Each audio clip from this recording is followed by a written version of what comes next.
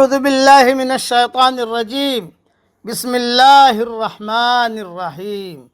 سورہ مؤمنون کی چند آیتیں پڑھ رہا ہوں، آیت نمبر 51 سے لے کر آیت نمبر 56 تک۔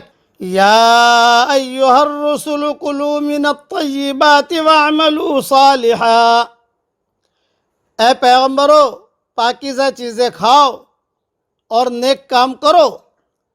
انی بما تعملون علیم، میں جانتا ہوں جو کچھ تم کرتے ہو۔ وَإِنَّ هَذِهِ أُمَّتُكُمْ أُمَّةً وَاحِدَةً وَأَنَا رَبُّكُمْ فَاتَّقُونِ، اور یہ تمہارا دین ایک ہی دین ہے اور میں تمہارا رب ہوں تو تم مجھ سے ڈرو۔ فَتَقَطَّعُوا أَمْرَهُمْ بَيْنَهُمْ زُبُرًا، پھر لوگوں نے اپنے دین کو آپس میں ٹکڑے ٹکڑے کر لیا۔ كُلُّ حِزْبٍ بِمَا لَدَيْهِمْ فَرِحُونَ، ہر گروہ کے پاس جو کچھ ہے اسی پر وہ خوش ہے۔ فَذَرْهُمْ فِي غَمْرَتِهِمْ حَتَّى حِينٍ، پس ان کو ان کی بے ہوشی میں کچھ دن چھوڑ دیجئے۔ اَيَحْسَبُونَ أَنَّمَا نُمِدُّهُمْ بِهِ مِن مَّالٍ وَبَنِينَ، کیا وہ سمجھتے ہیں کہ ہم ان کو جو مال اور اولاد دیے جا رہے ہیں، نُسَارِعُ لَهُمْ فِي الْخَيْرَاتِ، تو ہم ان کو فائدہ پہنچانے میں سرگرم ہیں۔ بل لا يشعرون، بلکہ وہ بات کو نہیں سمجھتے ہیں۔ تشریح سن لیجئے۔ تمام پیغمبروں کو یہ کہا گیا ہے کہ محنت کر کے حلال کی روزی کمانے اور کھانے کا اہتمام کرتے رہیے، جس طرح حضرت داؤد علیہ السلام کے بارے میں آتا ہے کہ حضرت اپنے ہاتھ کی کمائی سے کھاتے تھے۔ صحیح بخاری شریف میں یہ حدیث ہے۔ اور حضرت محمد صلی اللہ علیہ وسلم نے فرمایا، ہر نبی نے بکریاں چرائی ہیں، میں بھی اہل مکہ کی بکریاں چند قرارید کے عوض پر چراتا رہا ہوں۔ صحیح بخاری میں یہ حدیث ہے۔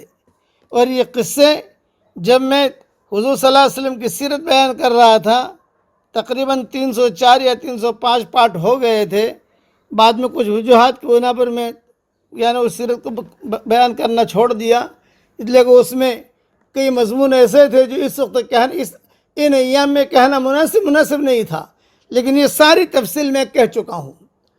خدا کا دین جب اپنی اصل روح کے ساتھ زندہ ہو تو لوگوں میں خوف پیدا کرتا ہے، اور جب دین کی اصل روح نکل جائے تو فخر کا ذریعہ بن جاتا ہے۔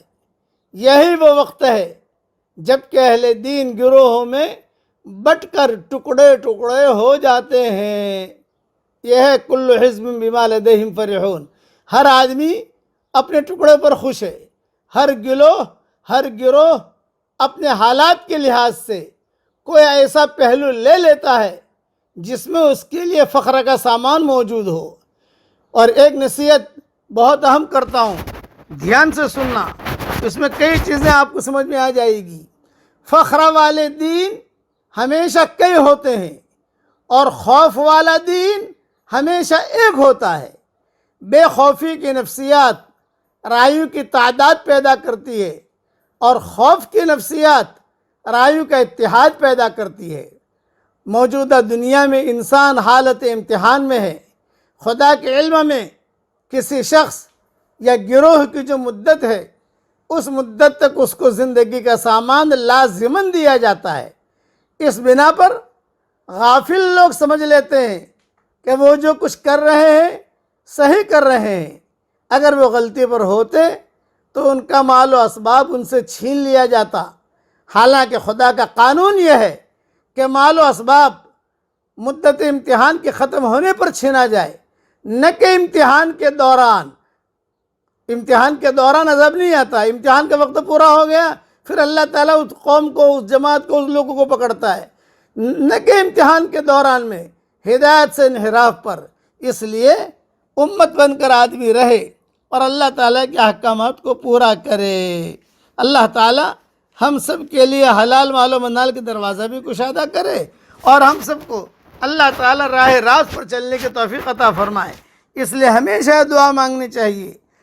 پڑھو میرے ساتھ، اہدنا الصراط المستقیم، اہدنا الصراط المستقیم، اہدنا الصراط المستقیم۔ ہمارے والد صاحب رحمۃ اللہ علیہ فرماتے تھے، اس کا ترجمہ فرماتے تھے اپنے انداز میں، کہتے تھے اہدنا الصراط المستقیم کا کیا معنی ہے؟